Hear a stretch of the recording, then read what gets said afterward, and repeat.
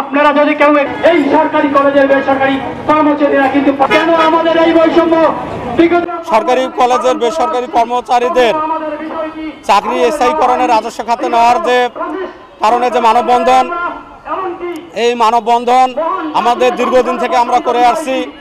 আপনারা জানেন সেই 13 সালে আমরা মামলা করেছিলাম এবং 13 সাল থেকে আমরা সেই আন্দোলন সংগ্রাম করে আসছি।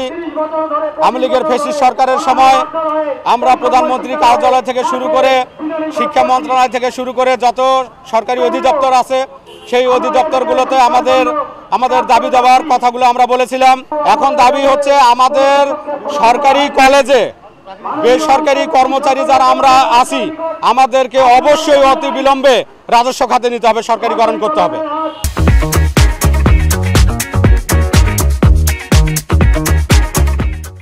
এটা নাম্বার 1। নাম্বার 2 হচ্ছে যতদিন পর্যন্ত আমাদের রাজস্ব খাতে নেয়নি ততদিন পর্যন্ত একজন 20তম গ্রেডের যে কর্মচারী, সরকারি কর্মচারী যে বেতন ভাতা সুযোগ সুবিধা পায় সেই সুযোগ সুবিধা আমাদের দিতে হবে।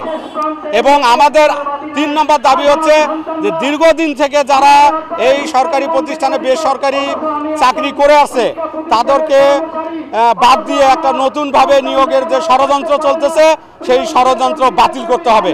বর্তমান প্রধান উপদেষ্টা মহোদয়ের কাছে সারুজিৎ তিনি আমাদের আশ্বস্ত করেছেন যে সরকারি কলেজের বেসরকারি কর্মচারীদের চাকরি স্থগিতকরণ করার জন্য একটা আবেদন করো।